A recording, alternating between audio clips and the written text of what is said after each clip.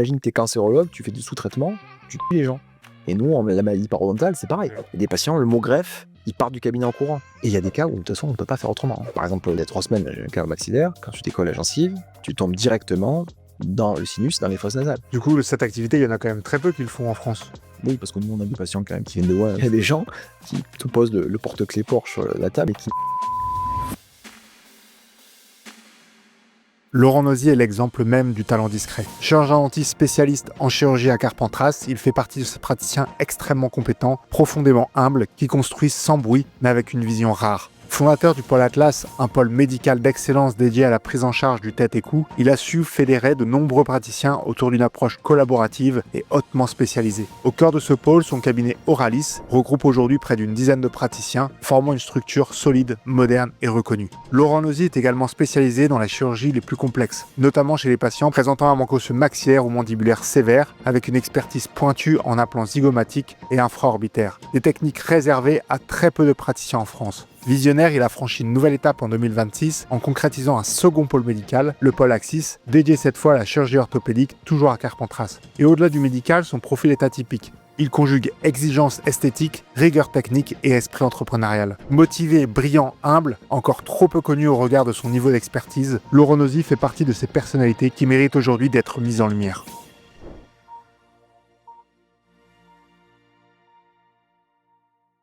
Merci de m'accueillir dans ton centre.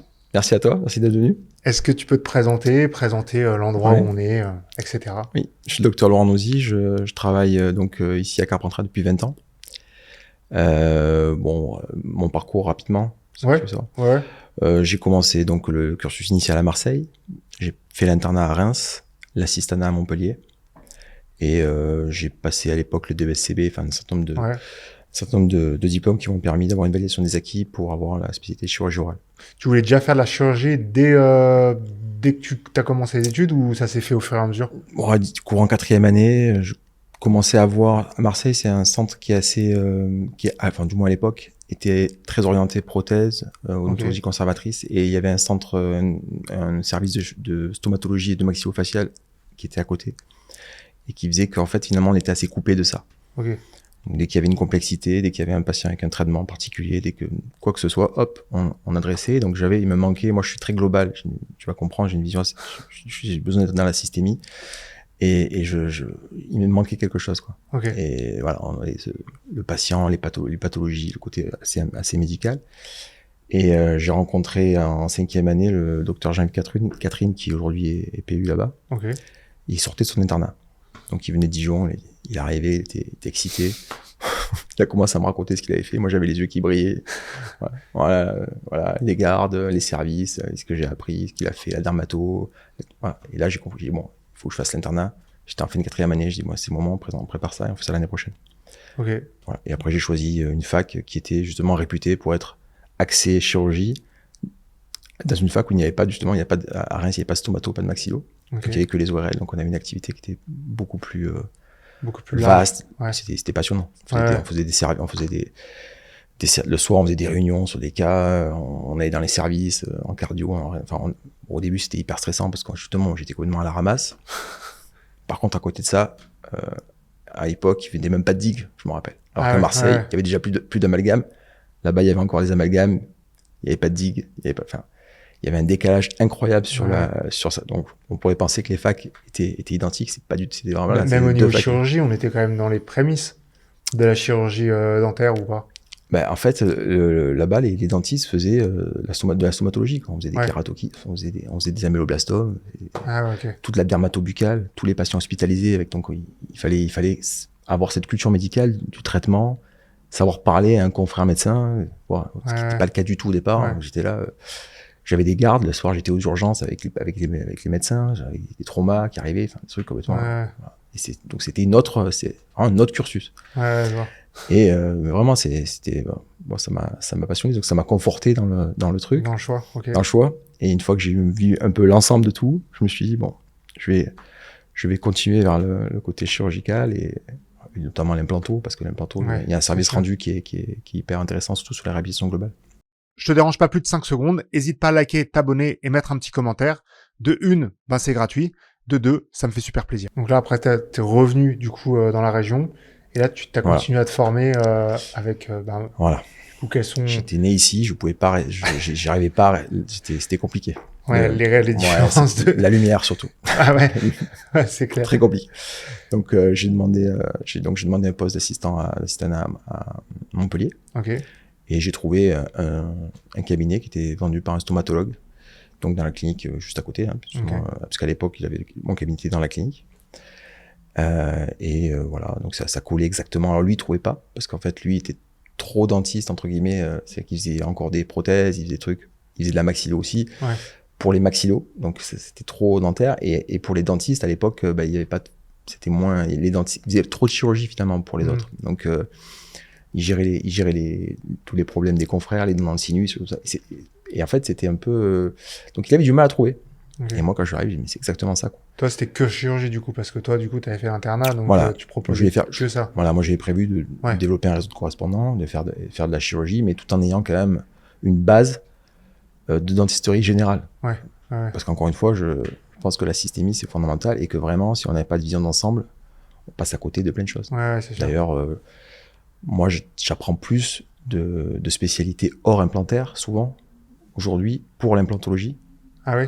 Quoi, par exemple, que en implantologie. Si tu as des exemples. Par exemple la prothèse. Moi j'apprends bien plus en prothèse sur implant. Parce que finalement c'est la finalité, la prothèse. Ouais, c'est sûr. Et par exemple, il y a énormément d'analogies, même il y a d'autres spécialités qui ont rien à voir. Là je suis en train de, donc comme tu le sais, on a fait un labo de prothèse. Le fait de faire un labo de prothèse, de s'intéresser à ce qu'il y aura dans le labo, comment il va fonctionner, ce que fait un prothésiste, ça m'apporte énormément dans ma spécialité d'implantologie chirurgicale. Ouais. Tu comprends un peu mieux, comme tu es à la finalité, tu Exactement. comprends comment plus l'intégrer pour le patient, quoi. Après, il y a tellement de disciplines, et d'ailleurs, on en parlera sûrement après, mais le pôle dans lequel on est ici m'a apporté ça aussi. Ah ouais. J'ai rencontré des gens qui travaillent avec nous aujourd'hui dans le pôle tête et cou, qui font de l'hypnose, qui font de la posturo, de la podo, des choses qui à la base, on n'est pas trop. Ouais, c'est clair. Ça m'a appris plein de trucs, et voilà, et ça apporte toujours un petit truc qui est intéressant, et des fois c'est pas forcément, des fois c'est des analogies particulières. Ouais, en chirurgie pure, en fait, maintenant en technique pure, tu vas pas forcément chercher ça. Maintenant, tu vas plutôt chercher le global et ce qui est autour, quoi. Aussi, mais si tu veux, voilà, ça on a ce réseau déjà. On sait, on parle entre nous, on a déjà les formations qu'il faut faire. Donc le vrai truc intéressant, on va pas forcément le trouver là-dedans. Soit par exemple les vertiprep, qui est un truc dentaire, clairement. Eh ben, on peut par exemple le transposer à la prothèse sur implant. Ouais, je vois, ok. Par rapport à la transmission de force, tu vois, il y a beaucoup de choses comme ça qui sont. Ouais. Et après, je te parle pas des formations de communication, je parle pas des formations. Oui, c'est clair. Pas de la psycho, là, on a, pareil, le patient dans sa globalité va être. Le parcours patient. Parcours patient, exactement. Et là, dans la consultation, il y a beaucoup de psychologie. Donc finalement, c'est pour ça que je trouve, pour faire une analogie avec un truc que je trouve un peu dommage, la spécialité de Chiroral, la nouvelle version, entre guillemets, si elle est. Si on va au bout, c'est-à-dire si on la déclare au niveau de la Sécu, on ne peut pas faire de prothèse sur implant. Non, ouais. Normalement, on fait que de la chir, ouais. Donc pour moi, c'est un non-sens. Ouais, c'est sûr. C'est un non-sens. C'est pour ça, souvent, là, les nouveaux chirs, on va dire, qui sortent, ils sont un peu réputés comme poseurs d'implants et ils comprennent pas. Ou ils déclarent pas la spécialité. Oui, du coup, ils déclarent pas. Ce qui est notre cas. Hein. Nous, tous les trois, on l'a pas fait. Hein. Ok. Vous n'êtes pas spécialiste. On l'a déclaré au niveau du Conseil de l'ordre. Ouais. Donc on a la spécialité, mais on n'a pas déclaré l'activité au niveau Sécu. Au niveau Sécu, puisqu'en fait, ça nous obligeait à nous couper un bras, quoi, quelque part. Parce que si tu fais pas de prothèse, comment tu veux progresser, comment tu veux accompagner ton réseau. On m'appelle presque tous les 15 jours, des semaines peut-être, pour intervenir sur une prothèse, un problème ou une question, la nouvelle T-base. Je suis au courant des dernières T-bases pour chaque système implantaire. Qu'est-ce que ça va pouvoir apporter dans tel truc? Parce que des fois, les prothésistes non plus. D'ailleurs, on est souvent les interlocuteurs des prothésistes aussi, d'ailleurs. Ah ouais. Et oui, parce que quand t'as une périimplantite qui a été induite par le mauvais choix d'une T-base, une fois, deux fois, après tu demandes au prothésiste si tu peux le rencontrer, tu l'expliques. Donc c'est aussi un truc qui est la biologie, parce que finalement le prothésiste il travaille pas dans la bouche des gens. Donc c'est intéressant qu'il ait cette vision biologique, et même il y en a même qui sont venus voir au bloc. Ouais, je vois. Donc voilà, encore une fois, c'est pour ça que je dis, c'est vraiment quelque chose de global et je pense que on peut être spécialisé, mais il faut avoir cette vision d'ensemble. Et niveau sécu, ça t'aurait apporté quoi si jamais tu t'étais déclaré comme spécialiste? Alors, je crois qu'on a gagné 50 balles sur une consulte. Ouais. En gros, c'est important. Je crois que c'est un truc comme ça. Ouais. Non, enfin, je connais mal le sujet. Il y a peut-être d'autres avantages, mais franchement, je pense pas que, à côté de ce que ça nous enlève, c'est clair. C'est pas. Et du coup, tu me disais, il y avait deux formations qui, l'assistanat, ça t'avait beaucoup apporté. Il y avait aussi une autre formation, qui t'avait aussi beaucoup apporté. Alors l'internat, clairement, c'était de très loin ce qui m'a apporté le plus. Ouais. Vraiment de très loin. Quelqu'un qui voudrait faire de la chaire, tu conseillerais quand même de faire un internat en chaire? Oui, complètement. Ok. Complètement. Je suis pas en train de dire que si tu n'as pas fait l'internat, tu peux pas être bon en chirurgie implantaire, c'est pas le cas du tout. On peut être très bon, il y a des formations très performantes. Mais il y a quelque chose qu'on pourra pas apprendre, c'est la culture médicale. Ok, ouais. Il n'y a pas de formation qui te permette de... Moi, quasiment pareil, toutes les semaines, j'ai un message, parce qu'on a une plateforme de communication que je te parlerai, et je reçois une petite alerte, message, tiens, mon patient prend ce traitement, il a eu ça, il a eu des rayons, il a eu ci, l'hémophilie, bon, il y a toutes ces questions-là autour de... Et c'est vrai que je me mets à leur place, parce que quand je suis arrivé à Reims, j'étais comme ça, j'étais hyper angoissé devant ces traitements, ces pathologies. Et en fait, et ça, c'est quelque chose de particulier que tu peux pas apprendre dans une DU, tu peux pas l'apprendre dans une formation privée. Quand tu vas en cardio, quand tu vas discuter avec quand tu vas, voilà, c'est une culture médicale, et j'ai même une culture de bloc aussi. Parce qu'aller au bloc, c'est pareil. C'est une culture aussi, il y a une manière de... Et ça, c'est particulier. Enfin, vraiment, c'est vraiment le truc pour moi. La dermato-buccale, tu vois, c'est important aussi, parce qu'encore une fois, si on traite, on fait de la chirurgie, d'accord, mais on a des bouches, et on voit constamment des choses. On peut faire semblant de ne pas les voir, mais on peut aussi faire une biopsie, pouvoir orienter la biopsie, parce qu'il ne suffit pas de faire la biopsie, il faut avoir une idée du diagnostic. Ouais, c'est sûr. Voilà, donc il y a un ensemble de trucs comme ça qui, pour moi, font que la base de l'internat est hyper intéressante, hyper importante. Après, il y a des DU qui sont super bien. Les DU, c'est peut-être plus côté technique, du coup. Ouais. Mais le côté, comme tu dis, un peu plus global, ça, malheureusement... C'est une base, et après, on va construire avec des DU, avec du compagnonnage, évidemment, formation, avec le confrère chez qui on va travailler. Évidemment, bien choisir, pour la personne qui veut faire la chirurgie orale, bien choisir le cabinet dans lequel il va commencer. C'est fondamental. S'il y a de l'anesthésie générale, il pourra encore peut-être mieux discuter, parce que l'anesthésie générale, tu peux expliquer plein de choses, tu peux montrer, moi, j'ai formé pas mal de personnes avec les patients sous anesthésie générale, parce que sinon, on peut beaucoup plus facile de s'exprimer, de montrer les choses. C'est sûr. Voilà, donc je pense que... Toi, tu conseillerais, je sais pas si un jeune nous écoute, internat, compagnonnage. Ouais, les deux choses, en gros, obligatoires pour bien partir. Et après, le DU, déjà, c'est en termes de marketing, avoir un DU dans lequel il y a le mot implantologie, c'est intéressant. Ouais, c'est sûr. Après, il y a aussi, évidemment, on apprend aussi des choses. Après, la formation, c'est du continu. Des fois, c'est des formations de 2 jours qui sont hyper intéressantes. C'est les rencontres. Des fois, on apprend plus de la personne qui est à côté de nous dans la formation que de la formation. Ouais, c'est sûr. Ça aussi. Et voilà, après, c'est, si on fait un internat ou quoi que ce soit, c'est encore une fois, aller vers la bonne personne. Moi, j'ai eu quelques mentors pendant mon internat, dont un en particulier qui a été vraiment qui m'a accompagné très longtemps, même après. C'était qui, si tu peux le citer. Mohsin Tazi. Ok. Et en fait, voilà, c'était royal. C'est génial, et c'est vraiment met en confiance, on avance comme ça. Je pense que si des personnes comme ça n'avaient pas été là pendant mon internat, j'aurais pas eu le même discours sur l'internat. C'est pour ça que je sais qu'il y en a certains qui vont dire l'internat, moi. Encore une fois, on le fait, mais après il faut aller vers les bonnes personnes. Il faut. Ouais, c'est sûr. Et c'est une question d'affinité aussi, c'est une question de chance. Il y a plein de choses. Ouais, c'est sûr. Du coup, après, donc tu te lances dans ce projet. Comment ça t'est venu l'idée? Pourquoi ce projet? Alors après, voilà, donc une fois que... Ton parcours, voilà, après... Ton parcours pour en arriver ici. Ouais, alors avant, là, t'avais racheté l'activité... Voilà, j'ai racheté un petit cabinet, donc avec une assistante. Dit. J'avais une assistante, et voilà, on était... bon, ça a très vite... j'étais assistant en même temps à côté. Ouais. Bon, ça a très vite évolué, bien grandi. Donc j'ai acheté un local dans la clinique, un plus grand, qui était à côté. Ouais. On fait encore autre chose.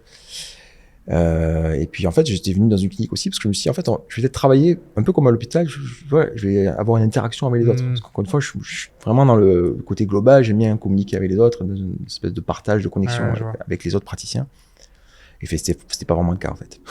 On était à côté, on travaillait à côté, mais on travaillait pas ensemble. Donc c'était une structure qui regroupait, c'est une polyclinique pourtant, toutes les spécialités, mais tu les crois 5 minutes, tu dis bonjour, mais il y a pas staff, il y avait pas de, je pense on s'apprenait pas l'un de l'autre, on s'apprenait pas l'un de l'autre. C'était un peu frustrant.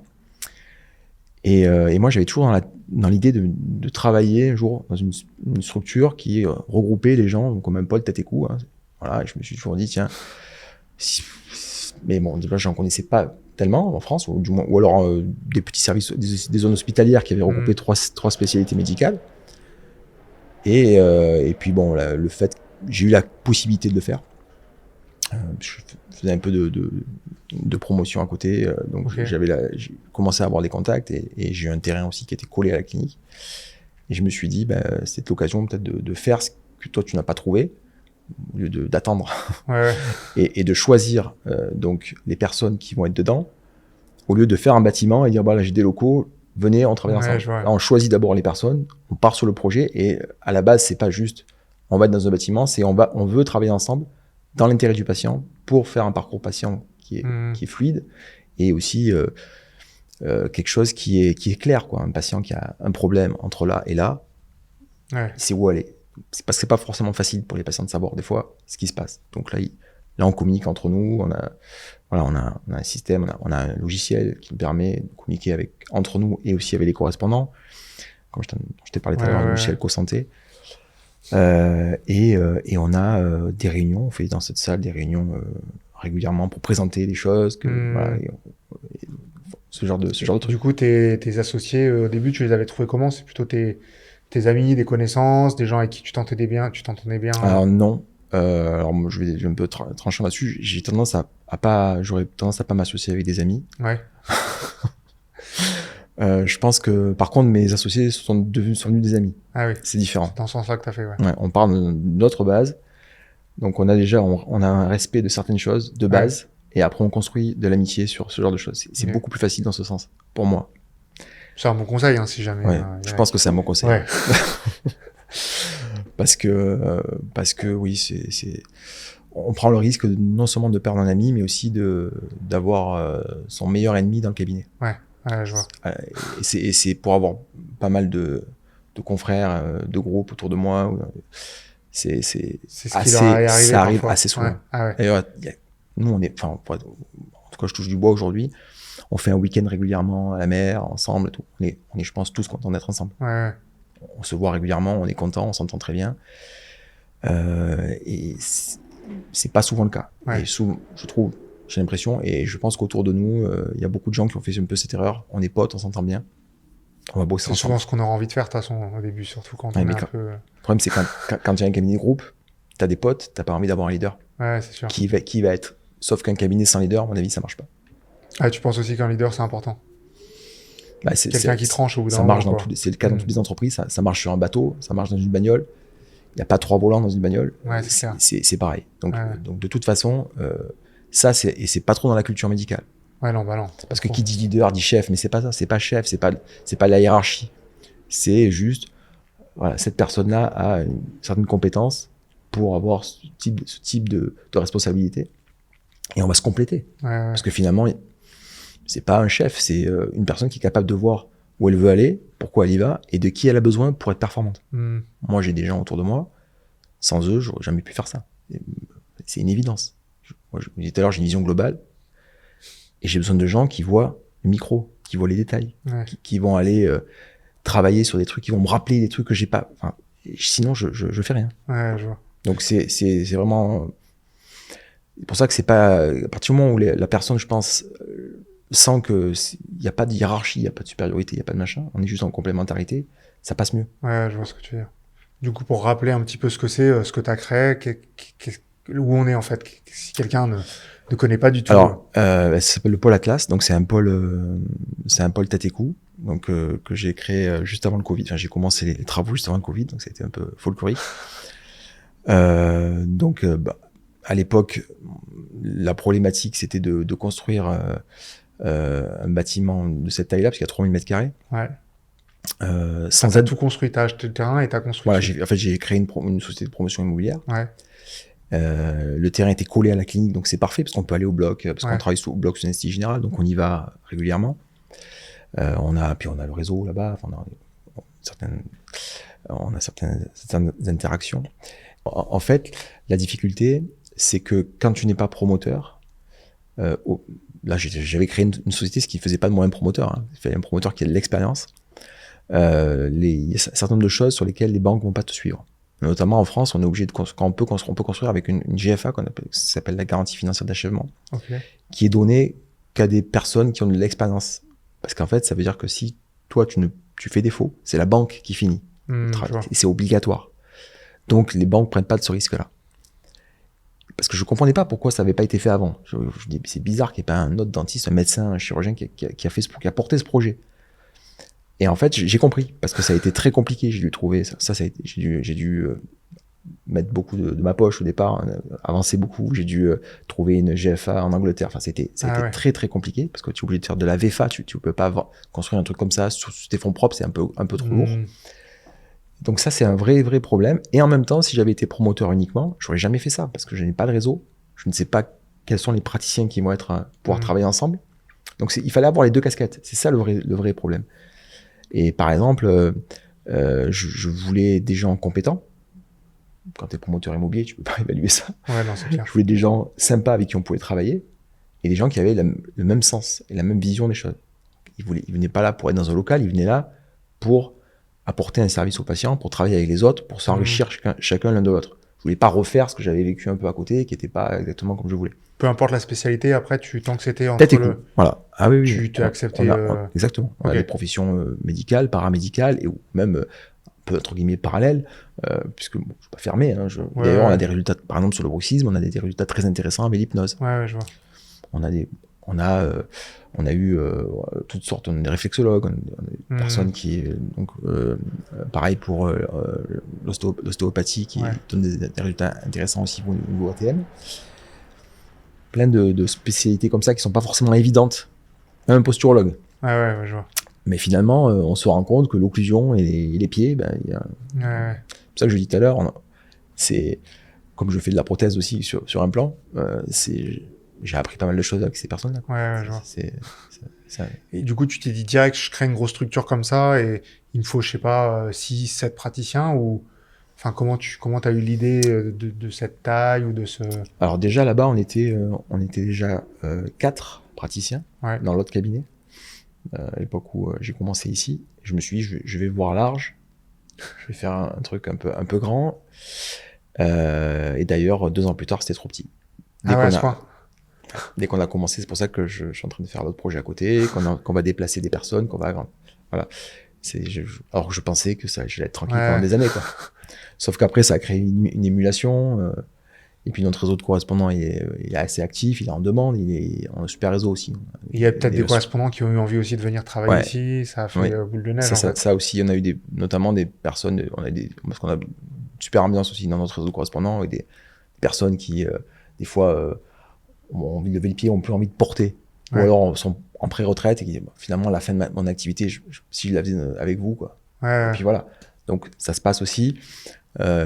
Puis des fois, on avait le réseau, on avait les demandes qui s'allongeaient. On avait demandé, j'avais 6 mois d'attente, c'était pas gérable, c'était insupportable. Donc je me suis dit, il faut que je me fasse aider, il faut que je grandisse, il faut que je délègue des choses. Et c'est un peu, c'est pour ça qu'on a grandi assez vite. Il y a une c'est un peu exponentiel en fait. Donc au niveau des spécialités que tu as ici, c'est quoi exactement? Tu parles dans le Pôle Atlas ou le cabinet Auralis? Parce que, les deux, vas-y. Explique les deux comme ça. Au moins.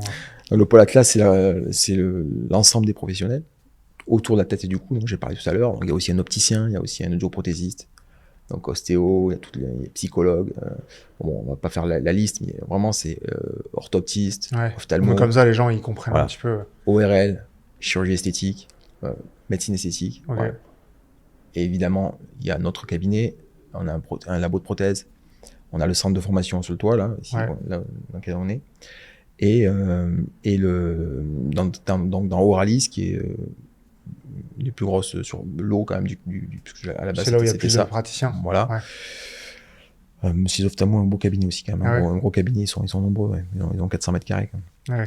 Et donc, chez nous, on a, pareil, on a essayé répondre aux correspondants et pour apporter un service Ouais. un peu large. Tout à l'heure, tu m'entendais parler de l'occluso, qui est une personne qui est très âgée, mais qui il y avait ce besoin. Il y avait ce besoin, les problèmes d'ATM. Ouais. C'est quelqu'un qui vraiment c'est une culture particulière, l'occluso. Ouais, c'est sûr. C'est vraiment un truc, c'est un métier à part entière, quoi. C'est particulier. Donc on a des endos, on a des paros. Ouais. Pédo, ortho. Alors pédo, non, pas encore. On verra. Pédo, ortho, c'est partie des projets, notamment la pédo. Ça, il y a un gros besoin. Ouais, c'est sûr. La chirurale, bien sûr. Ouais. Donc voilà, sous anesthésie générale, on peut faire que ce soit les sagesses, les canines, on travaille avec les orthos par rapport à ça. Bon, l'implanto, on est 3. Okay. La paro chirurgicale, non chirurgicale, paromède. Et l'esthétique. Ouais. Voilà, en gros, on a à peu près... une dizaine, tu me disais, de lentilles en pôle on est une dizaine. Alors, il y en a qui travaillent très peu, parce qu'il y en a qui sont quasiment... voire même qui sont revenus de leur retraite, notamment l'occluso. Mais sinon, en règle générale, on travaille 3 jours et demi chacun. Ok. Et ça tourne entre tous les fauteuils, du coup. C'est ça. On n'a pas un fauteuil attribué. Ben, tu as vu, on a des zones de consulte, on a des blocs, et on a des zones de plus prothèses, on a des zones où on a le microscope opératoire pour l'endo. Et donc forcément, en fonction de notre activité, si on consulte, on est sur une zone où il n'y a pas d'instruments. On a des bureaux côte à côte, on a une ambiance un peu cosy. Et puis quand on travaille, c'est différent. Quand on est au bloc, c'est encore une autre ambiance. Sûr. Donc on tourne un peu partout en fait. Ouais, je vois, ok. Et toi, tu gères que ce pôle? Enfin, toi, comme t'es titulaire, ou tu gères aussi toute la structure? Ou c'est chacun gère sa structure? Ouais, je pouvais pas. J'ai fait en sorte que ce soit une structure qui s'autogère. Il n'y a pas de personnel dédié à la structure. Ouais, voilà, c'est une signalétique qui est simple. Évidemment, je m'occupe un petit peu des problèmes, des tendances. J'ai une super assistante de direction qui m'aide beaucoup, quoi, surtout. Ouais. Qui gère pour moi, on va dire. Okay. Ouais. Mais on s'occupe de pas mal de choses. Ouais, je vois. Dans le bâtiment, on organise des soirées, mais globalement, dans leur structure, ils sont indépendants. Okay. Ils s'occupent de ce qui se passe dans leur structure. C'est comme si chacun avait son cabinet, mais dans la même structure. J'ai déjà assez de travail dans le mien. Et d'ailleurs, je t'en parlais tout à l'heure, j'ai rencontré il y a un an Samy Macario qui en a eu vraiment très bien accroché dès le départ. Ouais. Et en fait, depuis, je lui ai fait part de ma problématique. Ça grossit, on est 45 personnes maintenant, je gère 45 personnes. Je peux plus faire comme avant. Je le sens, c'est plus possible, je suis plus performant, je suis fatigué, c'est dur, Ouais, sur ton boulot, toi, en termes de chirurgie. J'ai une très grosse activité implantée en plus. Ouais. Donc, il y a un moment, c'est trop. Et puis, tu sens que tu n'es plus compétent. Ouais, donc, il y a une limite. Donc, il faut que tu te formes, il faut apprendre, Et donc, il a une vision vraiment. Alors, en plus, on s'est regroupé sur la vision globale, la vision systémique. On a vraiment cette vision, ce même ADN-là. Et lui, il a les compétences d'un ingénieur chef de projet, c'est sa formation. Ah, ouais, ok. Et donc, voilà. Donc, on est en train de structurer un peu tout l'ensemble de la galaxie, que ce soit le labo, le le logiciel dont je parlais tout à l'heure, parce que ce logiciel, c'était mon idée aussi il y a 10 ans, le fameux logiciel CoSanté dont je te parlais. Voilà, vraiment le pôle Atlas, les formations ici avec les correspondants, on revoit tout ça.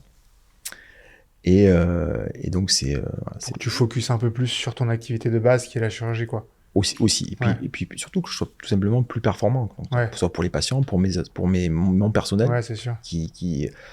On m'aurait dit, quand j'adressais la parole ces derniers temps à quelqu'un, il était merci de m'avoir parlé. C'est pas possible. Ouais. C'est pas possible. Tu as senti une fatigue parce que t'as trop de gens t'es trop sollicité. Donc à un moment donné, t'as l'impression que je suis désolé de devoir poser une question, limite. Non, c'est pas possible. Là, tu sens que t'es plus, à ce moment-là, tu sens que t'es plus disponible. Tu sens que t'es arrivé sur le bord d'un burn-out ou pré-fatigue ou comme ça ou pas? C'est pas trop dans le mode.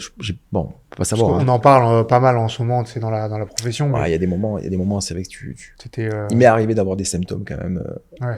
Des symptômes physiques. Ouais, ah oui, donc quand même, t'étais déjà. Il m'est arrivé des fois d'avoir des mains avec des fourmis, des trucs comme ça, la vue qui se trouve, là, c'est trop. Tu vois, quand t'as le bâtiment à côté, des problèmes de construction, qu'en même temps tu gères ça, quand même. Puis les patients aussi, parce que le stress des patients aussi. Bien sûr. Mais les patients, limite, j'ai envie de dire, ça me repose. Déjà, un dentiste, le stress des patients, ça me repose, c'est que quand je suis au bloc, je sais que je me referme.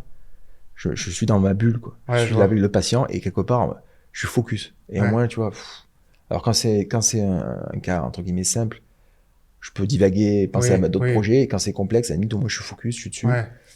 Et bon, l'implanto complexe, c'est de plus en plus mon activité parce que finalement, j'ai de plus en plus de correspondants qui font des implants, qui m'envoient les cas complexes.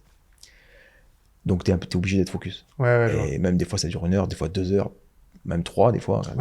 Mais toi, du complexe pour toi, c'est, enfin, du complexe pour quelqu'un, c'est peut-être du simple pour toi maintenant. Oui, après, c'est chacun. Oui, probablement. T'as quand même du simple dans ta activité. Probablement. Enfin, oui, j'ai quelques implants unitaires, encore, bien sûr, évidemment. Des cas où il y a encore de l'os, j'en ai encore, bien sûr. Pas que sur du. Pas que des zygomatiques ou des.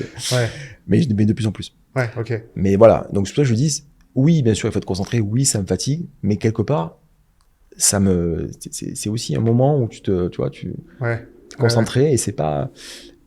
Heureusement, parce que si je n'arrivais pas à couper, à faire j'arrivais pas à cloisonner, c'est pas possible. Ouais, c'est clair. Donc là, ça y est, t'es revenu un petit peu plus sur ton côté chir. T'as réussi ou pas? Là, je disais tout à l'heure, avec Samy, on restructure. Donc, je suis en train de transférer un certain nombre de responsabilités à mes associés, qui jusqu'à maintenant étaient dans le bateau, ils faisaient leur taf super bien, mais je leur demandais pas. Ou alors, en tout cas, il y avait pas, c'était pas le deal de départ. Donc là, il y en a qui ont été OK pour prendre des responsabilités dans le cabinet. Et donc, on est en train de le faire. Ce qui fait que normalement, d'ici 6 mois, si tout va bien, je vais pouvoir me redégager du temps pour d'autres choses, pour d'autres, peut-être, voilà. De toute façon, on va grandir encore. Le cabinet va encore, on va récupérer encore 350 mètres carrés, on va agrandir encore. Donc, il faut les organiser. On va revoir tout un process de parcours. Il y a plein de choses à faire. C'est sûr. Moi, ça m'intéresse. Pareil sur CoSanté, on va travailler sur CoSanté, on va le rendre encore plus intéressant. Ça, je préfère faire ça que de gérer d'opérationnel. Je vois. Pour lequel, d'abord, je suis pas forcément bon, parce qu'encore une fois, j'ai une vision trop globale. Moi, aller voir la ST, je suis pas compétent. Il faut le faire. Alors, je sais un peu, mais. Quand tu délègues comme ça, du coup, au niveau administratif, ils prennent des parts aussi. Tu leur donnes des parts, ils prennent la responsabilité. Exactement. C'est exactement ça. Ceux qui ont des parts, ce sont ceux-là qui ont des responsabilités. Ouais, c'est ça. C'est en fonction des parts, les responsabilités, tout ça est défini. C'est pas les ultra minoritaires. Les ultra minoritaires travaillent, ils sont là. C'est pas leur souhait. Ça veut pas dire qu'ils resteront comme ça. Non, parce que ça peut changer. Mais ceux qui ont envie. Moi, je dissocie vraiment les deux. Il y a la rémunération du praticien, qui est vraiment propre à ton activité. Et après, donc, les dividendes, puisque quand tu as des parts, c'est des dividendes. C'est ça. C'est la rémunération du chef d'entreprise. Ou du bras droit du chef d'entreprise. Ou, En tout cas, c'est la rémunération de ce que tu fais dans l'entreprise pour l'entreprise et pour les autres. C'est totalement différent. Donc le à côté du dentaire, quoi. Souvent c'est administratif, la gestion, comme tu dis, la ST, le parcours patient, enfin tout ça, quoi. Ouais, c'est le RH, c'est le marketing, c'est le développement, c'est le R&D. On met en place, on met une nouvelle technique. Là, on s'intéresse on va commencer les implants sous périosté, par exemple. Il faut aller à la formation, il faut mettre en place le système, parce qu'il suffit pas de faire la formation, après il faut la mettre en route. Ça aussi, c'est encore une fois, d'ailleurs, c'est ce qui m'intéresse dans les formations, justement qui prennent la globalité, que tu apprends juste un truc et qu'on t'apprenne à mettre la formation dans l'écosystème, comment tu l'intègres avec tous les détails qui permettent de le mettre et de dire, dans 2 mois, je le fais. On a tous fait des formations qui sont passées comme ça, mais c'est clair. Pas fait. 80%, c'est parce qu'on n'est pas accompagné dans la systémique globale, encore une fois. Et donc ça, c'est ce qui se passe. Donc ça fait partie des choses que j'ai déléguées, parce qu'un de mes associés, Julien, qui va s'occuper de ça. Donc la mise en place des nouveautés, l'IA, les machins. Et c'est structuré. Parce que je le faisais un peu, j'allais à l'ADF, j'allais prendre 3 idées, au bout d'un moment, tu as l'impression à part mon job, où, comme je t'ai dit, je m'en fais, mais je travaille sur le patient, parce qu'il y a une responsabilité qui est quand même importante. Tout le reste était un peu vite fait, les problèmes, la médiation entre 2 personnes qui s'étaient pris la tête, tu les prends, tu éteins le feu. Mais ce qui est intéressant, c'est pas d'éteindre le feu, ce qui est intéressant, c'est de faire de la prévention pour que le feu prenne jamais. C'est sûr. Et en fait, parce que j'étais pas assez présent, il n'y avait pas assez d'événements. Voilà. Il y a des réunions à faire très, très, très régulièrement avec tes employés, des choses. Au final, tu l'as mis tard en place quand même, la délégation des tâches un Ouais. peu. Là, j'ai tenu longtemps, ouais. Ouais, quand même. C'est clair. J'ai tenu longtemps, ouais. Et c'est quoi? C'est le fait de déléguer ou tu y pensais pas au début, Non. ou c'est le fait de déléguer des Alors, tâches qui te. Alors, en fait, je pense que déjà, à partir jusqu'à 15 personnes, c'est à peu près, tu peux, si tu as de base une 15 bonne personnes, communication. dentistes et salariés. Ouais, 15. l'équipe. Ok. Si tu as une bonne communication de base, si tu as une intelligence émotionnelle relativement correcte, Ouais. que tu sais à peu près, que tu as pris, tu t'es un peu formé, tu peux, je pense, gérer En plus de ton tout activité, seul. tu penses Ouais. aussi. Ok. Voilà, en te formant et en étant accompagné. Ouais.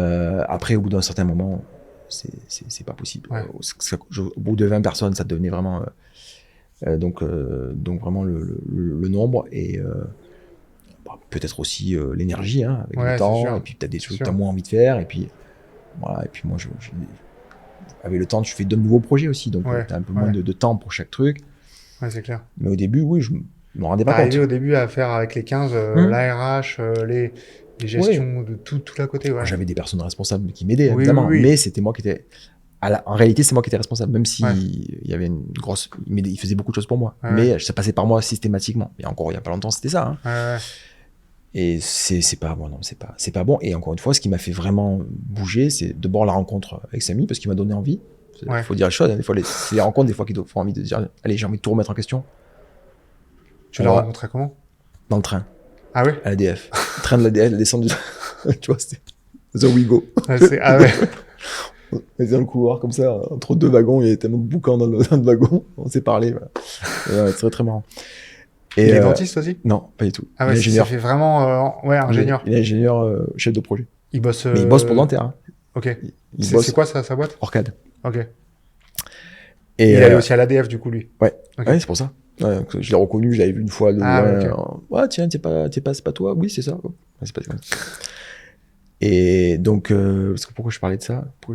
Parce que tu me disais il fallait sortir la tête du cabinet et que il y avait besoin de quelqu'un, et là c'était une rencontre qui t'a fait. Ouais, voilà, il y a ça, il y a la rencontre, donc la bonne personne qui te dit, bah tiens, c'est ça. Je me sens de dire, bah voilà, dis-moi tout ce qui va pas. Donc tu prends une petite dose d'humilité parce qu'on va te dire, en gros, tu vas te rendre compte que il y a beaucoup de merde, même si ça paraît beau comme ça de loin. Il y a beaucoup de trucs qui sont pas faits, il y a beaucoup d'angles morts, t'as beaucoup de tiroirs, des trucs, tu vois, non, ça j'ai. Donc c'est quand même particulier parce que tu remets tout en question. Hein. C'est hyper intéressant.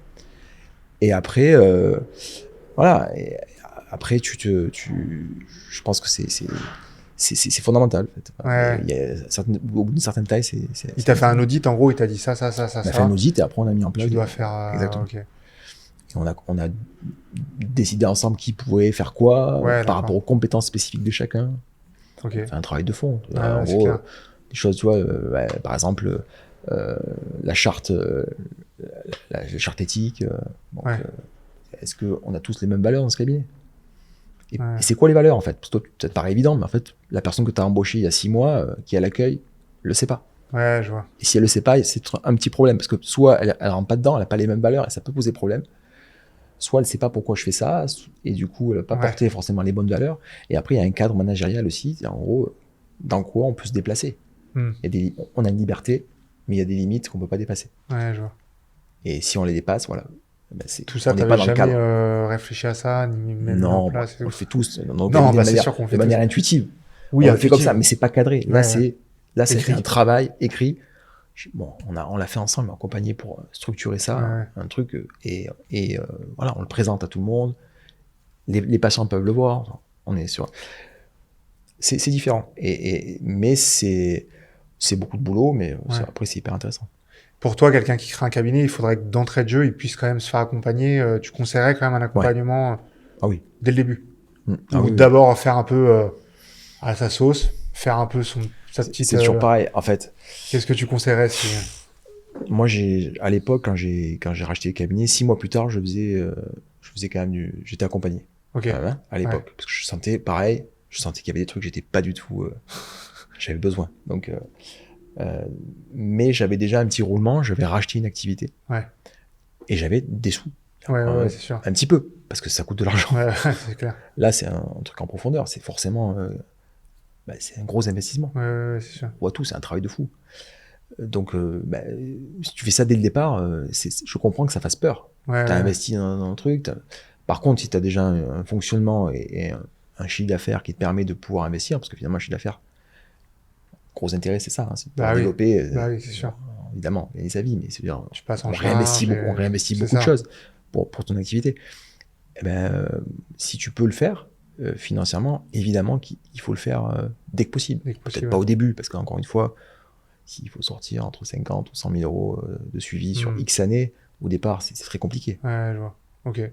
Pour revenir un peu plus du coup sur ton activité de chirurgie, on parlait d'implants zygomatiques, de Mhm. sinus, tout ça. Est-ce que tu peux nous expliquer un peu ce que tu fais plus techniquement au quotidien? Alors, bon, j'ai une activité implantaire qui est exclusive, mais avec de la prothèse sur implant, que j'expliquais tout à l'heure. Ouais, Donc, ouais. bon, je fais plusieurs milliers d'implants par an. Par contre, je fais à peu près 25% de mes cas la prothèse. Ok. Je veux pas perdre le truc, je vais voir au labo. Encore une fois, comme je disais tout à l'heure, je veux accompagner mes correspondants là-dessus. D'ailleurs, ils viennent me voir pour la prothèse, on les Ouais. accompagne sur les. Et on est au courant de ce qui se passe. Et puis surtout, l'implant, c'est pas une finalité, c'est un moyen. La finalité, c'est la prothèse. Prothèse. Donc je fais de la prothèse, je fais de l'implanto au sens large. Et depuis quelques temps, on s'oriente quand même plus vers les cas de résorption extrême. Ouais. Avec une tendance sans greffe. Ça veut pas dire qu'on fait pas de greffe. Hein. Genre des mini-implants ou des Par exemple, zygomatiques voilà, les zygomatiques, ou les comme tu implants disais, ptérygoïdiens, ouais. les nasalus. Ok. Au départ, c'était les All-on-4. Moi, je fais des All-on-4 depuis 2006. Ok. Donc, à l'époque, c'était un peu... notamment au maxillaire. Ah oui, au maxillaire. Voilà. Donc, ça fait vraiment longtemps. On en a fait beaucoup, beaucoup. Donc, aujourd'hui, je peux dire sans trop de... Pour moi, le nombre d'implants, c'est pas quelque chose de fondamental. Ok. Si, bon... 4 au maxillaire, 4 ça... ou 6. 4 ouais. ou 6. Il y a des cas où, voilà, ça dépend si on veut faire de la fausse gencive, FP1, FP3, Ouais. ça dépend de pas mal de facteurs. Je pense pas que ce soit fondamental. Je pense qu'il y a même des cas où 4 c'est mieux que 6. Ok. Notamment sur les cas résorbés, parce qu'on va choisir les 4 endroits où l'os est de la meilleure qualité. Parce Ouais. que si on a 2 implants distaux où il y a peu d'os, on va les anguler un peu plus. Parce que les implants, les sinus sont assez antérieurs. Et pour anguler, on ne peut pas mettre un 6e implant, sinon ça va taper dans le 6e implant. Ouais, Donc il y a des cas, pareil pour le nerf mandibule, le trou mentonnier. Donc il y a des cas où 4 c'est mieux que 6. Donc il n'y a pas de. Parce qu'il y a ce débat là, 4, 6, Bah oui, il y a ce débat. si j'en perds un, je perds ça. Parce que perdre un implant, c'est pas un problème, même sur 4. On le remplace de suite. Puisqu'on a la place, puisqu'on a mis que 4 implants. Donc on a de l'os entre chaque implant et on peut déplacer l'implant, on reconnecte, que ce soit en provisoire ou en def, on reconnecte très, très facilement la prothèse à ce nouvel implant et c'est réglé. C'est pas une catastrophe. C'est pas moins une catastrophe que 6 en fait. C'est pareil, il faut quand même intervenir. Ouais. Donc il y a une espèce de débat autour de ça. Bon, après, moi je me mouille sur cet avis-là, mais pour moi, c'est avec ton recul pour toi. Pour moi, c'est pas un problème. On fait 6 aussi, hein, c'est vraiment pas un problème. Il y a des indications pour tout. Donc il y a des cas où on va faire des greffes, il y a des cas où on fait 4, des cas où on fait 6. Pas un qui est mieux que l'autre. C'est qu'il y a une indication pour chaque truc. Et encore une fois, l'indication, elle est systémique. Elle n'est pas juste mon expérience à moi. Moi, je pense qu'il faut savoir tout faire. Ouais. Et après, il faut orienter. C'est pas parce que je sais faire ça, je fais ça. Idéalement. Hein, idéalement. Et bon, pour ça, il faut avoir un gros volume d'activité, forcément, sinon c'est problématique. Clair. Et après, il y a la psychologie du patient.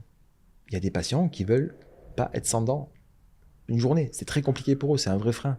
Il y a des patients, le mot greffe, ils partent du cabinet en courant. Ouais. Il y en a d'autres, vraiment, donc, et il y a des cas où, de toute façon, on ne peut pas faire autrement. Il y a même des cas où on ne peut pas faire de greffe. Ouais. Pareil, il y a certains cas où il y a on ne peut même pas fixer pas d'os, les tu veux vis. Ah oui. Ouais. Ah oui, moi j'ai souvenir d'un. À la mandibule ou même au maxillaire.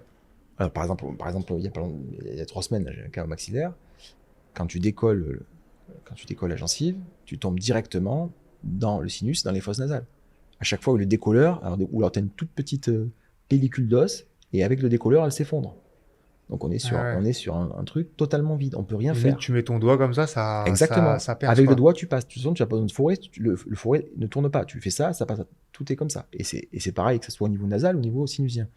Quand ça a des cas comme ça, il n'y a pas de greffe possible. C'est impossible. Impossible. Donc, avec un peu de chance, j'avais un petit peu d'os au niveau des ptérygoïdiens. Les zygomatiques, en général, ils répondent toujours présents, sauf les cas où ils sont très, très étroits, mais En général, ils sont là et ils sont toujours de bonne qualité.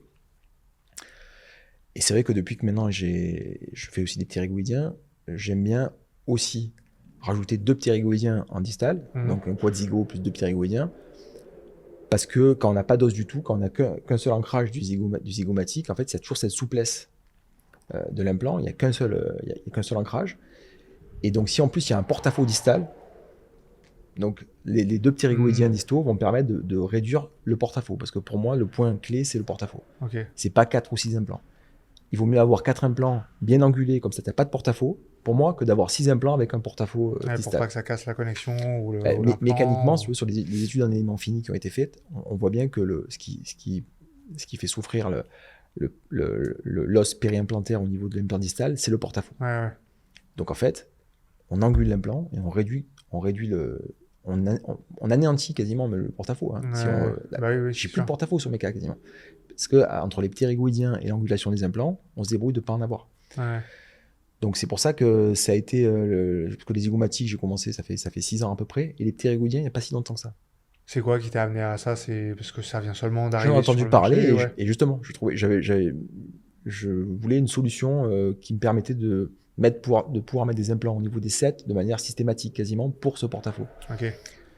Et là, bon, je travaille avec des implants spécifiquement sur les petits rigoïdiens qui sont les Southern, qui sont coaxis, donc qui ont une angulation de 30 degrés, ce qui est assez... Ils sont assez logiques, parce que du coup, tu peux mettre des multi-units droits, et tu as un implant qui est plutôt mésialé, ce qui permet d'avoir un accès, parce qu'au niveau des 7, c'est pas facile. C'est sûr. Tu as un appui derrière, ils sont grands, ils font jusqu'à 24 mm. Donc tu vas aller chercher, tu passes en transsinusien et tu vas aller chercher ton os ptérygoïdien. Pas la tubérosité, l'os ptérygoïdien, ce qui est différent. La tubérosité, c'est mou en général. Donc c'est pour ça qu'il faut des implants un peu longs. Et donc un peu comme les Nasalus, ils font aussi des implants de Nasalus. C'est à l'aveugle du coup quand tu vas comme ça, quand tu vas forer. C'est vrai que c'est un peu ça là-dessus, c'est à l'aveugle, sauf si tu fais de la navigation chirurgicale ou des guides, parce que c'est possible pour les. Un guide. C'est possible pour les ptérygoïdiens. Pour les zygomatiques, c'est plus compliqué parce que c'est le porte-à-faux étant plus, la taille de l'implant étant plus importante. La moindre erreur de positionnement de guide, même s'il y a des guides aussi intéressants, mais on en parlera plus tard si tu veux. Mais pour le ptérygoïdien, c'est vrai qu'il faut bien décoller. Il faut bien observer son cône bim, évidemment. Parce qu'en général, l'os revient un petit peu en palatin, comme ça. Donc, il ne faut pas être tout droit dans l'axe prothétique. Il faut un petit peu... Et puis, normalement, avec quelques mesures et quelques... Voilà. Et le ressenti, la sensation qu'on a au bout du fourré, évidemment. Parce que c'est vrai que si tu n'es pas dans la bonne zone... Alors, il y a quelques obstacles anatomiques quand même, et puis aussi la stabilité primaire. Si tu tapes pas juste pile poil à l'endroit, tu n'as pas de stabilité. Parce qu'au niveau de tu dis au niveau vasculaire ou nerveux, il y a des choses à éviter dans cette zone? Oui, il y a une artère, il y a la loge, la fosse ptérygoïdienne. Bon, à la limite, tu n'évites pas parce que tu rentres dedans, mais il ne faut pas passer un plan de 3 cm à l'intérieur, parce qu'un peu plus haut, il y a quand même des dangers anatomiques. Après c'est plus le fait de rater la zone. Il y a une zone très dense qui est pas toujours très importante, et un implant, encore une fois, un implant de 22-24 mm avec une toute petite variation, très vite tu te retrouves très loin parce que c'est à l'apex en fait. C'est à l'apex que tu as la stabilité primaire. Donc quelques degrés et tu passes à côté, et en fait ton implant il tourne, et puis en fait ton patient, tu l'as en anesthésie générale, tu as mis tu dois lui mettre tes dents, c'est convenu comme ça, il doit se réveiller, enfin après il aura les dents dans les 2 heures qui suivent dans l'après-midi. C'est convenu comme ça. Si tu as des implants ptérygoïdiens qui tournent comme ça, avec tes zygos, ils sont un peu... Ça c'est vrai que c'est le côté un peu... Ça t'est déjà arrivé ça? Ou vraiment tu trouves pas du tout ou... Ce qui m'est arrivé de vraiment galère, ce qui m'est arrivé, c'est que j'ai eu une casse d'un implant zygomatique. Au moment de la pose? De distal, un mois après. Et j'ai voulu récupérer avec un ptérygoïdien, et j'avais pas. C'était mou. Donc j'étais un peu... Ça, des fois, c'est des cas comme ça, parce que là, t'es vraiment... c'est vraiment sur 3 implants. C'est clair. Donc après, j'ai bricolé, on avait trouvé un implant. J'avais pris un implant de 9 mm au niveau tubérositaire que j'avais laissé pendant 6 mois pour qu'il se stabilise, pour faire... Enfin bon, on a trouvé une solution. C'est vrai que c'est quand même pas très confort. Puis quand t'as une casse de zygomatique, c'est particulier. Ah ouais. En fait, il casse ça casse au niveau du zygoma. Donc, en fait, tu peux pas aller enlever ce qui reste. Non, c'est sûr. Ça va être trop compliqué. Tu peux pas en remettre, parce que à moins d'enlever et de remettre, c'est un peu pas. Donc, c'est en ça aussi que c'est ça qui m'intéresse dans les implants sous périosté qu'on est en train d'intégrer. Pareil, là, il faut du coup une épaisseur suffisante. Parce que quand tu disais la patiente, alors, là, c'était... Oui et non, parce que les points de fixation des implants sous périosté sont définis en fonction du cone beam. Et ça peut être, par exemple, au niveau des faces latérales du nez, qui sont des fois assez épaisses. Ça peut être au niveau du zygomatique, et il peut y avoir rien au niveau de la crête. Ouais, je vois. Parce que la greffe, t'as pas le choix. La greffe, tu l'as fait là. Mais par contre, l'espèce d'exosquelette, parce que finalement, c'est un exosquelette, hein, ce truc, hein, les implants sous périosté, qui est sur mesure. Tu vas choisir sur le cone beam la zone de positionnement des vis pour les stabiliser. Donc, si l'os est de bonne qualité, tu trouveras toujours un endroit globalement. Alors, encore une fois, je dis, faut jamais dire toujours, parce que des patients, il n'y a rien. C'est vrai qu'il y a des patients, c'est... Ouais, ça c'est quoi des cancers, des chimios, des maladies, non? Pas forcément. Des fois, il y a des personnes très âgées qui ont eu des complets pendant très longtemps, surtout les femmes quand même, au niveau osseux. Vraiment, il n'y a vraiment rien. Comme je te parlais tout à l'heure, il n'y a vraiment pas grand-chose. Il faut trouver une seule zone. Ouais. Mais c'est vrai que maintenant, avec l'arsenal ptérygo, zygo et les sous-périostés, je pense qu'on peut faire tout le monde maintenant. Enfin, en tout cas, non. Un patient qui a eu des métaosseuses avec des biphosphonates à haute dose, un problème médical ou des sinus très malades. Les sinus aussi, ça pose problème. Pour les zygos, quand tu as un sinus qui est vraiment, vraiment pathologique depuis très longtemps, chronique, ça peut être problématique. Alors peut-être pas avec des sous-périostés par contre. Donc il y a quand même, voilà, il y a des cas pas possibles, mais en tout cas sur le plan purement au niveau du volume de l'os, je pense qu'avec ces trois techniques-là, on peut traiter tout le monde. Et à la mandibule, pareil. À la mandibule, pareil. Sous-périosté à la mandibule, quand tu as le nerf qui est qui longe quasiment la crête comme ça, avec le trou mentonnier sur la crête. Bon, alors il faut disséquer un petit peu pour ton implant sous-périosté. Mais tu vas pas commencer à fourrer ni faire une greffe dans ces cas-là. En plus, les greffes d'apposition verticale en postérieur, bon, il y en a qui sont très forts, mais il y a quand même pas mal de morbidité, il y a quand même pas mal d'échecs, c'est compliqué.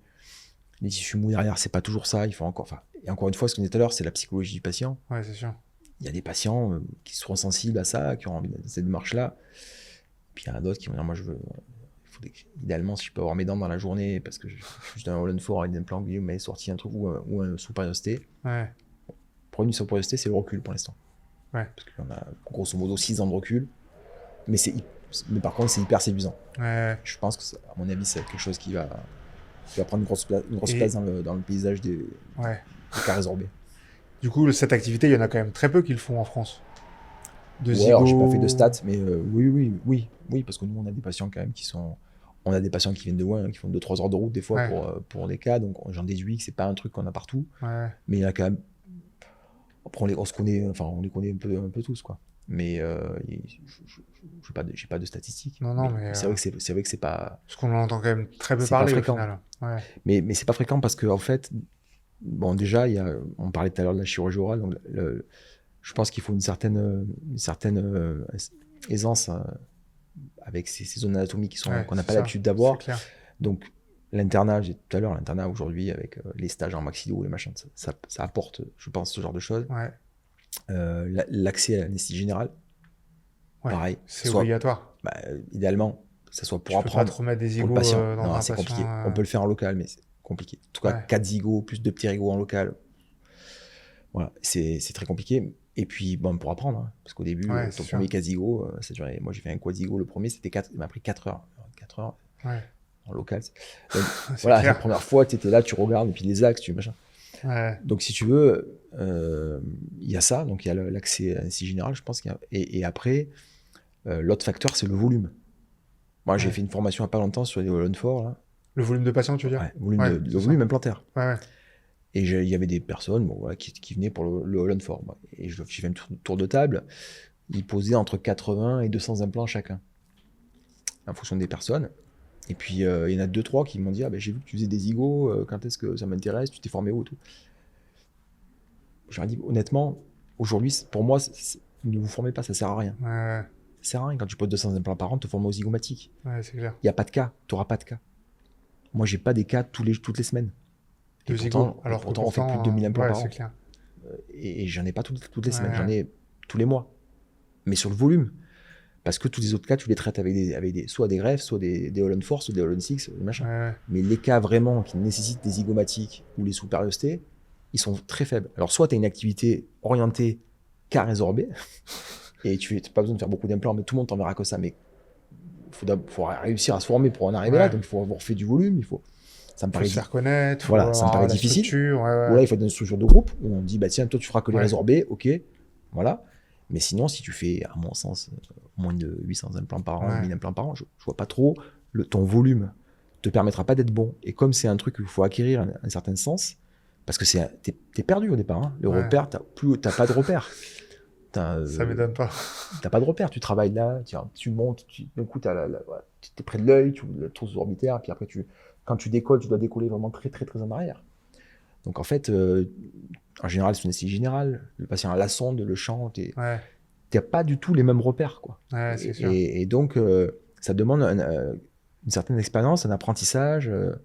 Si t'en fais un par an, ça sert à rien. Un dentiste qui a pas fait internat ou qui se dit, vas-y, je veux faire des zygomatiques, sauf vraiment s'il veut faire que ça dans vraiment une grosse structure, mais sinon c'est... S'il a du volume, voilà, encore une fois, s'il a un volume d'activité qui lui permet de faire, allez, on va dire, au moins 8 cas par an.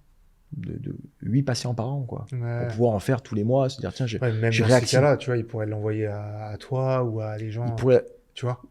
Bien sûr, oui, mais après, c'est pas mal déjà. Déjà, si tu fais... pas mal, déjà, en zygomatique, c'est déjà pas mal. Hein. Ça fait tous les mois. Tous les mois, un cas. Ouais. Mais encore une fois, pour avoir 10 cas, bon, il faut... moi, je pense que 10 cas, il faut être entre 1000 et 2000 implants par an. En statistique, j'ai pas fait de stats, si tu veux, mais c'est... Ou alors, tu as une spécialité, on dit voilà, lui, il fait que les cas de merde. On sait que c'est pour lui. C'est un peu ce qui est en train de se passer pour moi. J'ai l'impression que. Ah ouais. De temps en temps, j'ai des praticiens qui m'envoient que je connais pas et je suis très content. Hein, mais c'est des cas.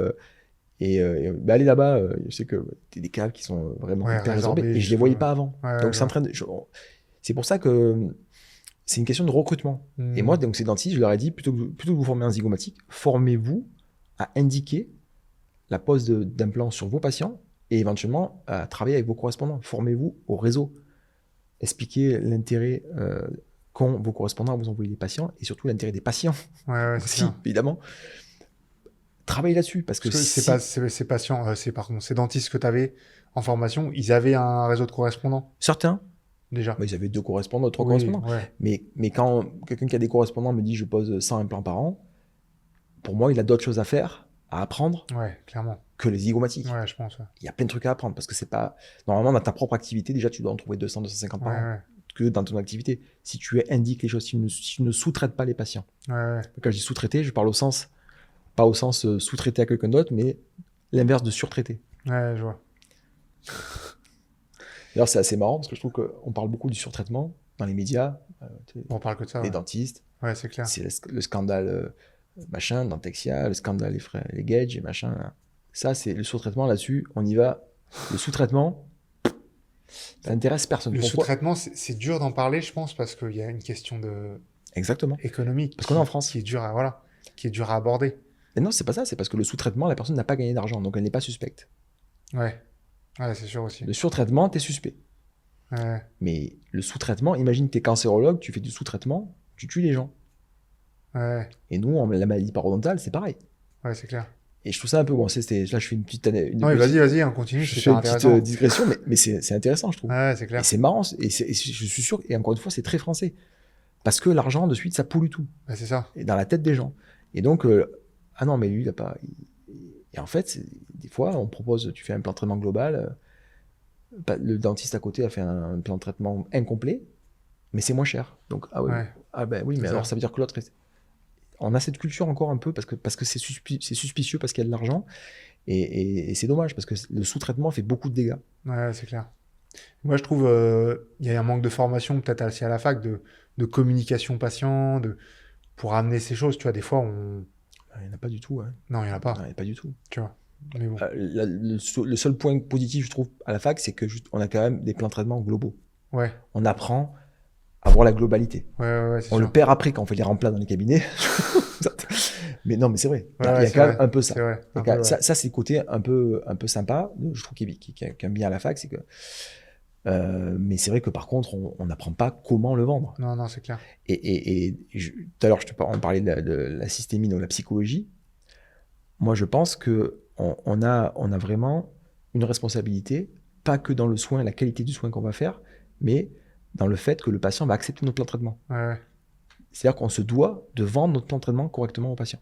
Je pense que si on ne le fait pas, pareil, on passe à côté. Il y a des patients, tu sais, hein, quand tu fais des réhabilitations globales, encore plus sur des patients qui ont des résorbés avec des complets qui ne tiennent pas, avec des tubes de colle en permanence dans la bouche, qui mettent comme ça, qui en peuvent plus, qui n'ont plus de vie, qui n'ont plus de... On a une responsabilité à ces gens. On a une responsabilité de leur faire comprendre qu'il faut qu'ils mettent de l'argent pour avoir une autre vie. Et si on ne fait pas comme il faut, si on ne les écoute pas, si on parle pas, si on dit les mots greffes, que ça leur fait peur et qu'on a une solution aussi, et qu'on n'a pas tout le parcours patient qui fait que le patient, à la fin, va signer et va faire son truc, je trouve ça un peu dommage. Ouais, c'est clair, je suis d'accord. Du coup, tu t'es formé un peu pour ça? Pour tout ce côté parcours patient, communication? Ouais, bah justement. Alors là, on est en train de le revoir, justement, encore, comme je t'ai dit, avec Samy. Ah, il fait aussi cette partie-là? Ouais. Bah, c'est systémique, comme je disais tout à l'heure. La systémie, c'est son truc. Hein, donc, vraiment, on est vraiment partout parce que tout est lié. Alors, le labo, tout, les formations. Donc oui, on fait un truc global. Et avant lui, tu avais déjà fait des petits modules? J'avais fait des trucs avant, bien sûr. Il y avait des choses qui t'avaient un peu plus marqué que d'autres, des choses qui t'avaient apporté vraiment plus que d'autres? Si tu as des conseils à donner. À l'époque, j'avais fait... à l'époque, c'était Brassard, à l'époque. Ouais, il y avait Brassard. J'avais fait ça. Et c'est vrai que c'est hyper intéressant, la communication, le fait de comprendre que pas tous les patients sont identiques. Le fait de comprendre que tu peux pas faire une consultation... tu vas pas faire une consultation type. Tu sais, comme on apprend des fois avec des logiciels en expliquant la technique. Il y a des patients qui ont besoin d'entendre de la technique. Mais ils sont rares. Il faut les identifier. Il y a des patients qui ont besoin d'être en confiance sur d'autres choses. Qu'on les écoute sur un truc qui n'a rien à voir avec le truc parce qu'ils ont besoin du lien pour avoir la confiance. En fait, normalement, chaque consultation doit être différente. Ça, tu le regardes surtout par rapport, par exemple, à son métier, à son âge, à son... Ouais, alors il y a ça, et puis tu fais question médicale, tu ressens. regardes. Il y a ce que tu ressens, et puis après, c'est pour ça que je disais tout à l'heure, les formations, des fois, on apprend plus de choses. Des fois, c'est indirect. Comment être bon en implanto, il faut en faire beaucoup. Mais pour en faire beaucoup, il faut savoir le vendre. Et pour savoir le vendre, il faut se former en communication éventuellement. Ouais, c'est sûr. En PNL ou un truc. Donc, c'est pour ça que je disais tout à l'heure, les formations périphériques apportent dans le cœur de métier. Des fois, c'est direct, des fois, c'est indirect. Mais c'est tout le temps comme ça. Ouais, je vois. Et l'erreur qu'on fait, c'est moi, j'ai connu des assistants qui étaient avec moi à la fac, qui faisaient 3 DU en même temps, je sais pas quoi, et ils posaient 60 implants par an. Ils faisaient que de la formation tout le temps. Que de la formation technique. Très spécifique, très spécifique. Mais le cabinet n'était pas du tout adapté, ni au niveau humain, ni au niveau structurel, enfin, rien. Je vois. Ils avaient la connaissance dans leur tête, mais ils ne le mettaient jamais en pratique. Les formations ne servaient à rien, ils perdaient leur temps.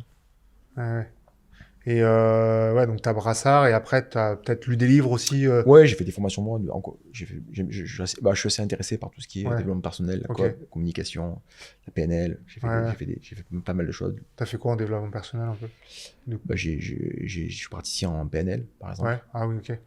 Et puis après, à Avignon, il y a un centre, une école de formation qui tourne autour de tout ça, tout ce qui est l'hypnose érectionnelle. Pareil pour les patients, ça aussi j'ai fait pas mal. Tu vas avoir après les profils de communicants, ça c'est intéressant.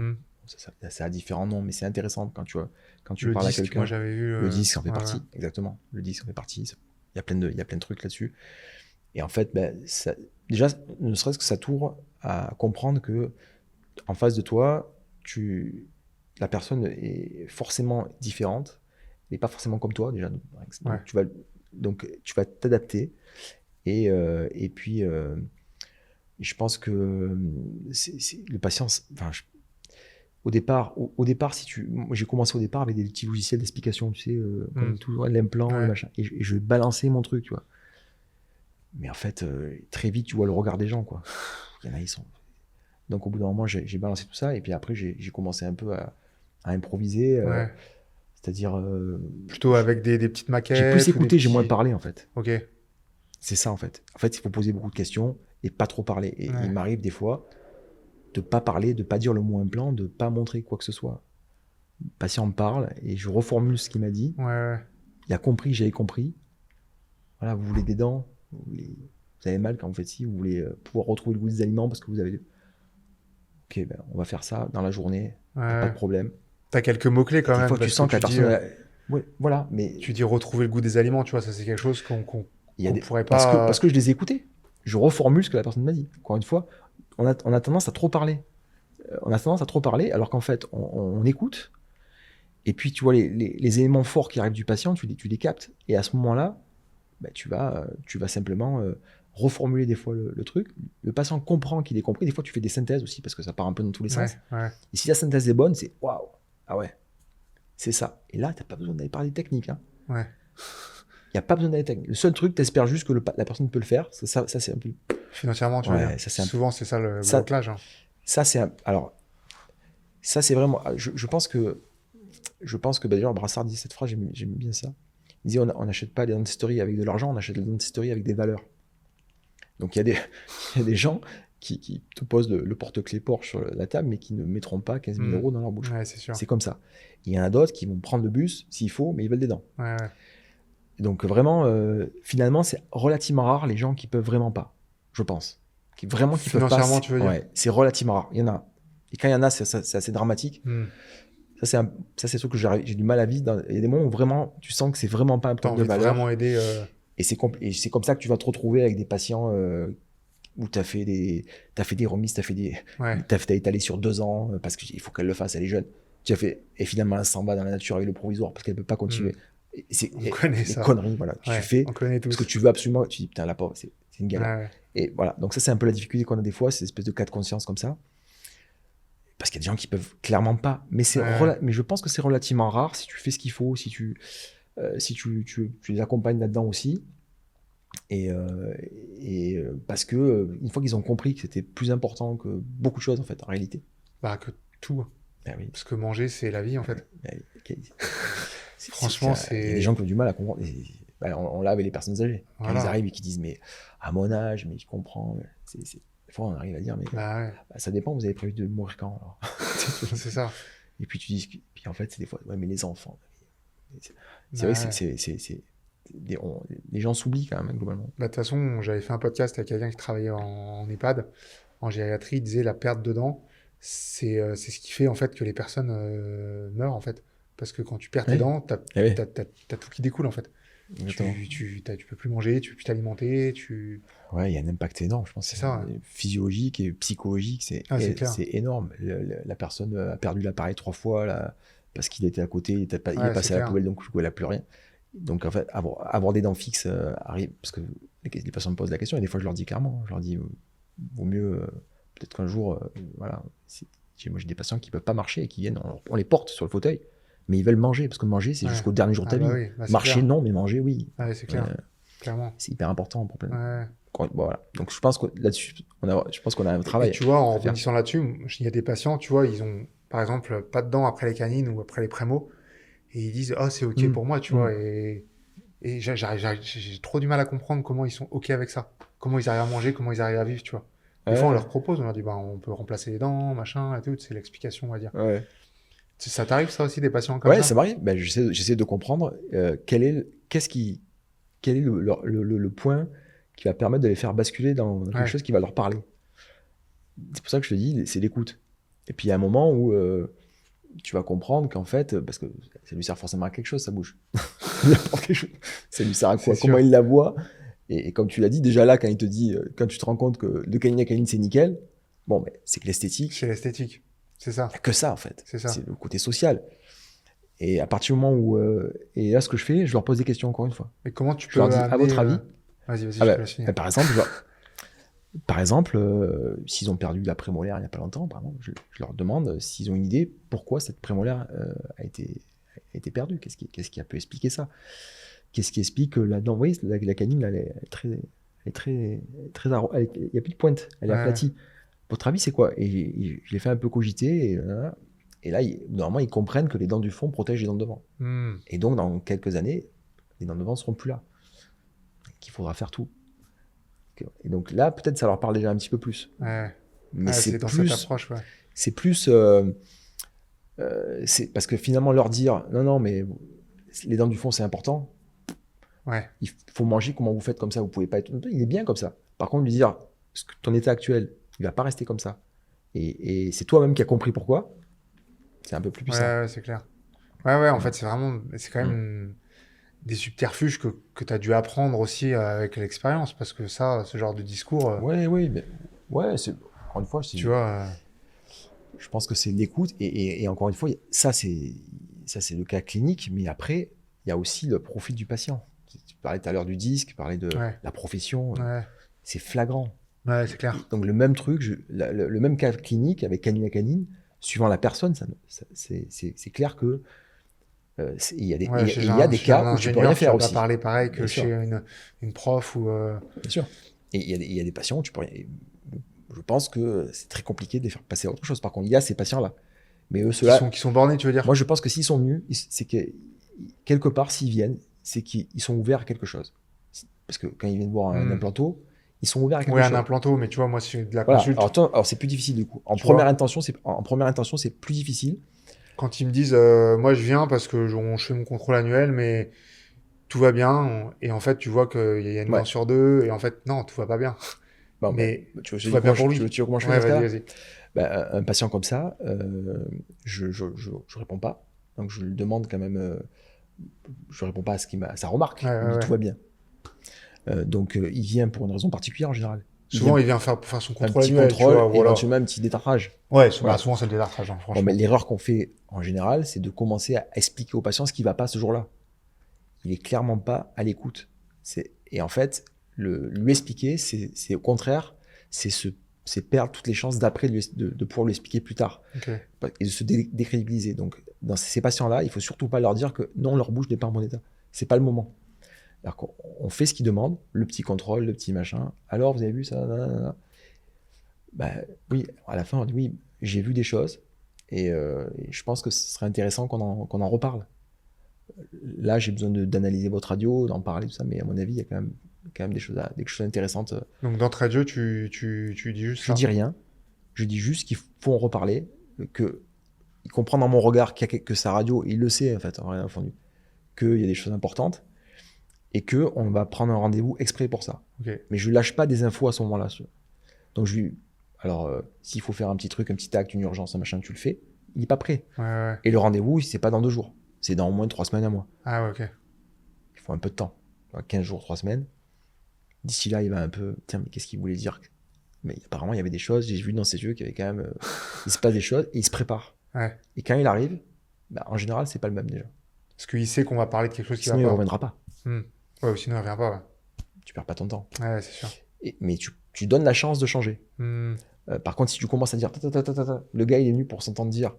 Je veux juste que tu me dises que tout va bien. Ouais, c'est ça. Juste que tu vas me dire, je veux rien entendre d'autre. Parce que toi, t'es un dentiste, t'es un vendeur de canapé, ça m'intéresse pas. Je veux pas que tu me fourgues des trucs dont j'ai pas besoin, ça m'intéresse pas.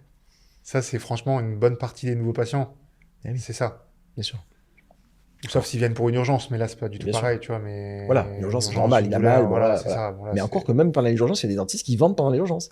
Voilà, mais cette dent, attendez, je vais faire un implant. Tu veux dire, ils vendent en plus tout le reste? Tu vends un implant pendant que le patient a mal. Non, c'est pareil. Oui. Il faut absolument pas proposer quoi que ce soit dans les cas d'urgence, de contrôle, de détartrage, de machin. Quand les gens sont fermés, ça sert à rien. Et tu perds ta chance. Tu vas passer pour quelqu'un qui va forcer, qui va vendre. Parce que le patient, il t'entend pas. Et donc, ça sert à rien. Et si on arrive à passer à un moment donné, quand le patient a été contenté, c'est-à-dire tu as fait ce qu'il voulait, il a plus mal, il a machin, il est détendu, il s'en va, et là on propose. J'ai vu des choses, est-ce que ça vous intéresserait qu'on fasse le point tranquillement plus tard? En général, il dit oui. Et s'il vient, c'est qu'il est prêt à entendre quelque chose. Ouais, c'est sûr. S'il vient pas, bon, ok, t'as fait ton taf, tu peux pas non plus pas sauver la terre entière. Ouais, c'est clair. Mais par contre, faut rien proposer ce jour-là, c'est certain. Ouais, je vois. Mais je comprends que toi, tu m'as dit tout à l'heure, t'as plein de monde, t'es blindé et tout. Tu dis, ouais, il faut encore rajouter un rendez-vous. Non, mais c'est hyper intéressant parce que moi, mon but final, c'est quand même de bien soigner le patient, tu vois. Parce qu'en plus, ces patients-là, comme tu dis, moi, ça fait 10 ans, quasiment, déjà 10 ans, je suis dans mon cabinet. je les revois après. Donc, quand il perd la dent, Hum. parce qu'il a pas de dent derrière et tout, ben, en fait, tu dois remettre une dent devant, il perd une dent, il veut une dent plus rapidement. Oui. Donc, en fait, c'est le chat qui se mord la queue. Donc, moi, je préfère faire Bien direct sûr. les choses plutôt que de traîner et qu'après, t'aies tout à refaire, quoi. C'est ça. Donc, Oui, il y a puis, lui, puis il y a ça te moi, permet de plus il y le a voir en tout le plus. monde. Ça te permet, si tu as le Ouais, choix, c'est ça. si tu décides que c'est pas tes valeurs, cette manière de soigner, tu lui as donné la chance, tu as mis tous les moyens pour qu'il t'écoute, pour que tu lui as donné la chance de faire un vrai plan de traitement avec un vrai projet, lui expliquer dans son langage, que tout soit clair. S'il veut recommencer à faire du bricolage, tu as fait un devis, tu as fait un plan de traitement, tu as fait ton travail, tu ne peux pas travailler comme ça. Je ne peux pas travailler comme ça, monsieur. Tu ne prends plus le patient. Ouais, c'est sûr. Il n'y a pas de moment, à un moment donné, on a chacun notre cadre à nous. Hein. Ouais, c'est clair. On sait, à la limite, il y a des choses qu'on ne peut pas faire. Ouais, c'est sûr. Moi, j'ai de temps en temps des patients qui viennent, qui veulent un implant sur une centrale et ils ont des canines à canines, avec des maladies parodontales et ils veulent juste ça. Non. Bah oui, c'est clair. Ouais, ouais. C'est pas possible. Et tu sais, quand t'es jeune dentiste, c'est difficile des fois de dire non à ça. Moi, je sais qu'au début, tu sais, tu dis, bon, il a demandé, on va le dépanner, tu vois. En général, on dit pas non. Enfin, moi, mon équipe, on est tous formés, je leur dis, les filles, on dit jamais non.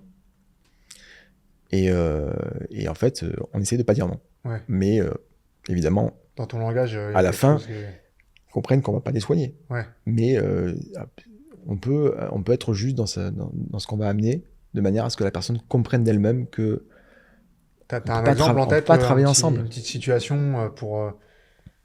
Non, mais par exemple, le patient qui vient, qui vient pour un acte précis et qui n'a pas de conséquences, tu peux le faire. Ouais. Mais par contre, on parlait du cas de l'implant, là, justement, devant.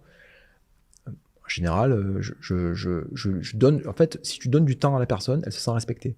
Donc, je prends le temps des questions. Pourquoi vous en êtes là? On discute. Je lui fais un peu de pédagogie. Alors là, pour le coup, je suis un peu technique. Parce que j'essaie de voir dans ce regard quand est-ce qu'il va comprendre, qu'il va être intéressé. Et je peux lui proposer... Il comprend que je l'amène ailleurs, en fait. Assez rapidement, il comprend que je l'amène ailleurs. Et en général, il n'insiste pas. À la fin, il a compris. Parce qu'à la fin, il a compris que de toute façon, la solution qui va être proposée, ce ne sera jamais celle-là. Ouais. C'est forcément autre chose. Donc, à la limite, il n'y a pas de... Honnêtement, ça m'arrivait quand j'étais plus jeune. J'ai plus maintenant de patients qui insistent pour que je fasse quelque chose. Parce que je suis tellement convaincu. Avec les mots que tu choisis. En fait, c'est important, c'est le mot que tu vas choisir. Ouais, c'est sûr. Si c'est un mot qui laisse la porte ouverte, si c'est un truc... Si tu es en train d'expliquer à un patient pourquoi il en est là aujourd'hui, et que tu vas le laisser exactement dans la même situation, tout en réglant un problème, enfin un cache-misère, que dans ton discours, ça transparaît tout le temps, le patient il va se sentir con de te dire « Oh, mais vous me le faites !» Non, c'est-à-dire que tu m'as pas écouté, c'est 20 minutes que je t'explique pourquoi, justement, ça arrive pas possible. Donc en fait, il n'insiste pas. Et soit tu donnes la chance de changer, il comprend enfin qu'il va pouvoir faire quelque chose de sérieux, soit il y a des patients, en effet, c'est pas le cas. Pas le cas, mais il dira c'est pas là que je dois aller. C'est pas le cabinet pour moi. On n'est pas fait pour bosser ensemble. Moi, des fois, ça m'est arrivé de dire patient, je pense qu'on n'est pas le bon cabinet pour vous. Le patient dont tout le monde veut se débarrasser, au lieu d'aller les juger, je pense qu'on n'est pas le bon cabinet pour vous. Je ne pourrais pas. Voilà. Ça arrive. Et des fois, ils insistent quand même. Mais c'est vous que je veux, c'est vous que je veux. Et des fois, je cède et je l'ai toujours regretté. Normal. Ça, par contre, je dis ça, mais des fois, c'est vrai que j'aime pas cette situation parce que quand les gens insistent, j'ai un peu du mal à dire non.